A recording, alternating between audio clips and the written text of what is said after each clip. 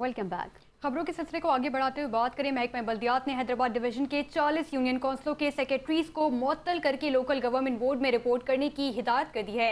महकमा बल्दियात ने मुअत्तली के ऑर्डर में कहा कि गैर हाजिरी और फराइज की अंजाम दही के लिए हाजिर न होने के बायस ये इकदाम उठाया गया।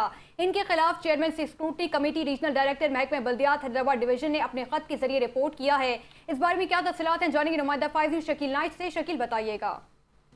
देखिए, महकमा बल्दियात ने हैदराबाद डिवीजन के 40 यूनियन काउंसिलर को सेक्रेटरीज को मुअत्तल कर दिया है और उन्हें सिंध लोकल गवर्नमेंट बोर्ड में रिपोर्ट करने के लिए कहा गया है। उसमें एक जो नोटिफिकेशन जारी किया गया है उसमें कहा गया है कि इन मुलाजमीन को जो chairman scrutiny committee regional director महकमा बल्दियात हैदराबाद है उनके रिपोर्ट पर किया गया, जिन्होंने कहा कि उन्होंने अख्तियारात का नाजायज इस्तेमाल किया, गैर हाजिरी की और फराज में जो सरंजाम नहीं दिया। उन्होंने कहा कि इनकी जो तकरीर है वो भी मशकूक है, इसलिए उनसे कहा गया कि ग्रेड 11 के इन 40 मुलाजमीन को मुअत्तल करके हेडक्वार्टर रिपोर्ट करा दिया गया। अब उनके खिलाफ तहकीकात होगी, तहकीकात में अगर साबिती होगी तो उनको मुलाजमत से बरतरफ कर दिया जाएगा।